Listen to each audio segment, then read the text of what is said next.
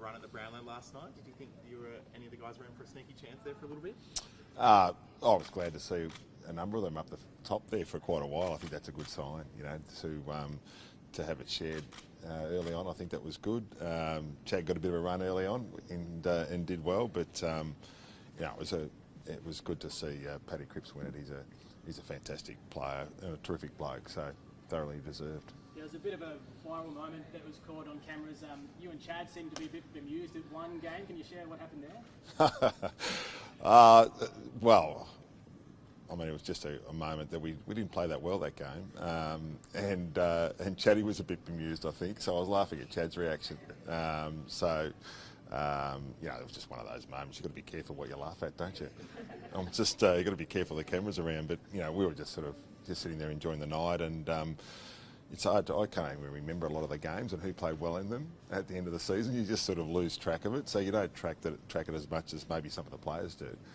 I was just reacting to what Chad was laughing at. For all your grand final experience, good and bad, what did you learn about making sure the players are at their peak on Saturday? Just about narrowing your focus, and it's important. There's a lot goes on obviously this week, and it's great to be a part of, and it's fantastic. It's to be a part of this week. It's a great experience, but then it's a matter of actually narrowing your focus onto what really matters and having to do your job, and that's probably as simple as what it gets down to. We try and we understand there's a lot of focus on it. We understand the bigger picture, everything about that. But for us internally now, it's about making sure we narrow our focus down to just doing our jobs, and that's worked well for us previously, and certainly worked well for us last week. Over the last couple of weeks leading up to the Port Adelaide game, we just narrow our focus down to really doing our job, being hard and working for and with each other. Do you mention 2022 at all? Not really. I mean, it's just, I don't have to. The players were there. They understood it. We learned a lot out of that game. I think in the end, that particular game, Geelong were the most experienced team that's ever played in a grand final. They had an enormous amount of experience. We're gaining experience in that. You learn a bit out of that. We'll learn more about ourselves this week. I mean, you're just always learning. Whether you're a coach or a player, regardless of what game it is, you always go in with an open mind and understand that you're always going to learn a little bit about yourselves, and you take a little bit out of that into the future, and that's always been the case, and that's always what we'll do. It was the first grand final, though, for a lot of the players in 2022. Do you think they'll be better for that experience when they walk on the MCG on Saturday? Well, I think that's part of learning, isn't it? It's part of that.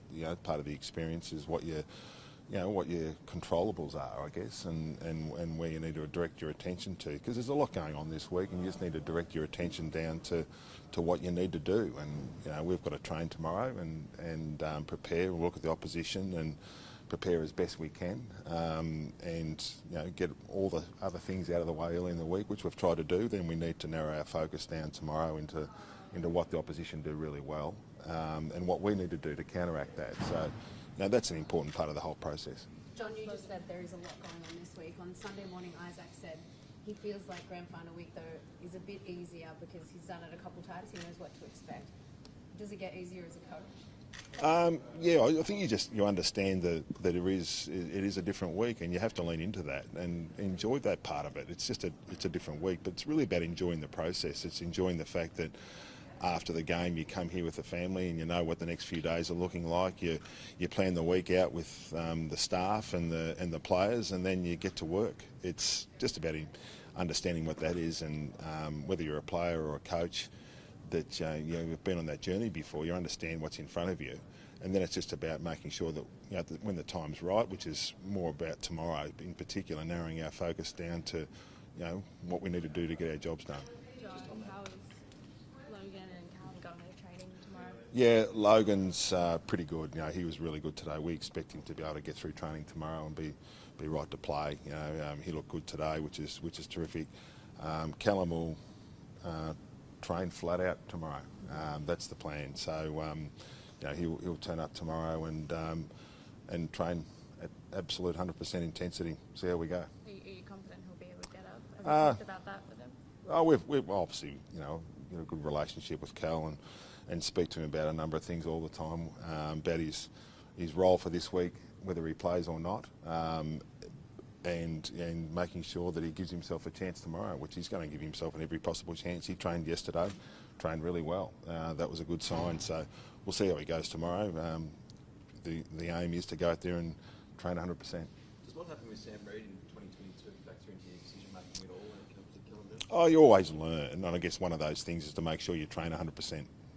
Get through training and train flat out, and that's one of the things you learn. But that's one of the stories, I guess. In 2012 we played Teddy Richards, and he didn't really walk all week. He had a crook ankle, and we thought, how about playing you on Lance Franklin in the grand final, and he got through okay. So those are the stories that don't get talked about. I'm sure in Brisbane this week there'll be different things, there'll be different discussions, there'll be similar discussions as what we're having. Those discussions happen every week. Obviously there's a bit more outside attention to it, but those decisions and discussions happen every week, no matter what round it is. And in the end, you've just got to make the right decision for what you think is required at the time, and when we get all the facts in front of us, we'll make that call. Luke Parker's the one guy left from that 2012 team who's going to be playing this weekend, and I think equals the record for the most grand finals by a Swan. How important is his experience and that premiership winning experience going to be this week? Yeah, he's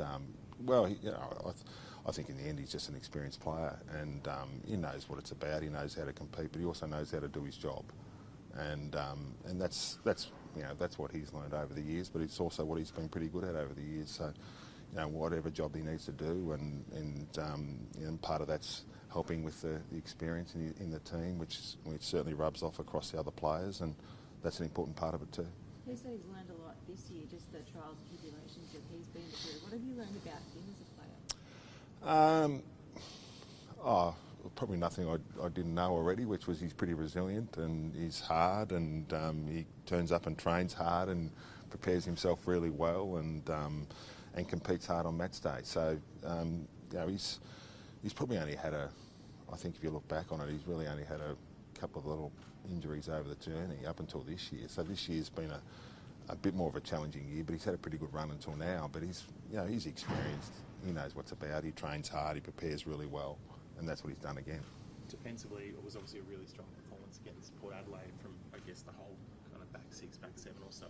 In terms of some of those guys, I mean, when you reflect on Tom McCarter and Nick Lake, guys who started forward that you've moved back as well, what have you seen in their development to become really one of the best defensive groups in the competition? Yeah, it's interesting, isn't it? It's not unusual, I guess, to see forwards go back and do pretty well, and that's been the case for a number of teams over the years, and we've been able to do that. And importantly, you've got to be able to be competitive, and you've got to be athletic. Those guys have got those attributes, and they've played a bit of footy together now, so which is really important. That would be a real challenge for us on the weekend against a talented forward group, but we've got to make sure that in our midfield, we play a team that's very good in clearances, for instance, and they get ground position from those clearances.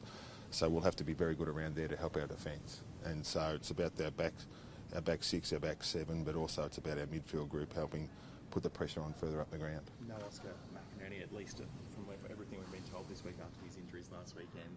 Is that something you really analyse and go, okay, how can Brodie try and get on top against a guy if it's Darcy Ford, who maybe hasn't played a lot this year? Yeah, of course. Well, I guess we'll have to wait until it's absolutely 100% confirmed. It's obviously a tough one, as I've said before. All teams every week have these decisions to make. It's not unusual. It just gets a bit more of a focus on grand final time.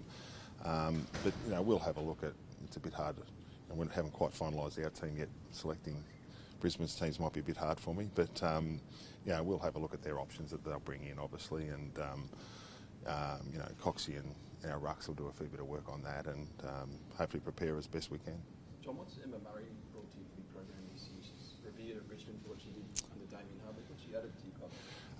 When she's been available, she's actually spent a fair bit of time overseas this year. So she did some work with us at the start, and then has come in over the last couple of weeks. But she's just added another perspective. I think as a coach, you've got to be open-minded to a number of different things, and you've got to be prepared to keep evolving and learning about different things. I've always tried to be inquisitive, I guess, and learn, whether it's through partly what we've learnt there with Emma, or it's anything else. I've tried to keep an open mind to. It's those are the things that help adding layers to us as a football club, and we just got to try and keep getting better. That's one of the areas we thought we could get better at.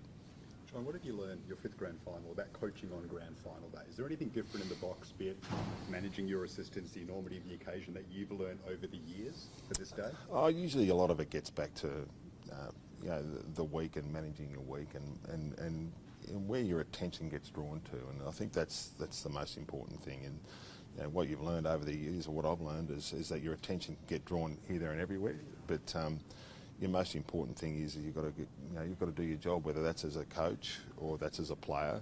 Just go and focus on what you can control. I know it's an old saying, but it's one that's very relevant. And particularly for this week, if you sort of turn your attention to the things you can control, and that's, once again, it's our training tomorrow, it's our meetings tomorrow, it's our preparation, and then on match day, it's just about those things and that we've got control of, that we can help the players with. And the outcome tends to sort of work itself out if we get those little things right, and that's what it's about. Your old coach Dennis Pagan told Adam Simpson, control your assistants. I mean, is that something you've learned about? Is there anything in the box that's different? Do emotions sometimes run a bit wild in grand final day compared to other games? Oh, I don't think there's a lot in that. I think that's it's mainly in other areas that we'll focus on. That's part of it, but it's not the biggest story. What have you noticed just in terms of like the hype around the team and around AFL in Sydney? I mean, the players on Sunday, they were saying like, we don't think we've ever seen it quite this big. I mean, Yeah. You've been around for a while now, so you've seen it in previous years. How do you compare it? Yeah, I think it's extraordinary this year. I mean, you guys would have felt that as I'm sure that I'm seeing a few of you guys sort of nod and say, yeah, it's been amazing. And I've certainly noticed it at another level. And it's one of the things that really fulfills you as a coach is to see the buy-in from our supporters and how connected they are to this football club, and that's been amazing. It's just been, and so I appreciate it so much. When I've been through it a long time, and you see what's happening this year, and it's gone to another level. And we've had players like Lance Franklin and Josh Kennedy, some of the all-time greats around here, which have been awesome. And then we've got another group coming through, and their attachment to this group has been something special. And whether it's at the SCG, roaring with red and white, or anywhere else in Australia at any of the grounds, it's so great to turn up and hear them in full voice. And it's one of the great joys of seeing our supporters and seeing their smiles on their faces. It's interesting as well, like even down in Melbourne, you got AFL types talking about like the AFL maybe overtaking the NRL in Sydney and all that type of stuff, and getting the backs up of people like Peter Blandies who have said, that's kind of ill-informed and delusional. It's quite funny just to see that little kind of... Yeah, I take a bit more of a conciliatory approach, I guess. I've never been one that's about taking over or who's winning that war. I just look at it. One of the great things, I was born in New South Wales and I've obviously been up here for a long time in Sydney. But my kids, my sons and daughter, have played all sports: rugby league, rugby union, soccer, AFL, and I just think it's wonderful. We feel so lucky to be part of this city, to be able to have a wide variety of sports, and I just think it's another option for this city, and I just feel so pleased that we've been able to be a part of this city, and we can still go to Melbourne and have a great support with our South Melbourne heritage. It's we feel very fortunate. How's Taylor Adams been after missing selection last week and obviously in the build-up to the grand final? Yeah, look, he handled it really well last week. We understand, and that's those things are tough. And once again, every year there's different storylines, and there's certainly some with Brisbane that are very similar.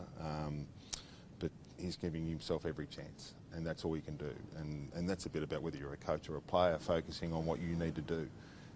Don't get caught up too much in the story, other than try and turn your attention to what he can do, which is train well. He was in here this morning, he got treatment, he was training, he did a really good job this morning, he'll do a good job tomorrow. We know he's experienced, we know if needed that he can help us, and that's all he needs to focus on is what he can do, and his preparation's been outstanding. All good? All good? Thanks, Thanks guys, thanks very much.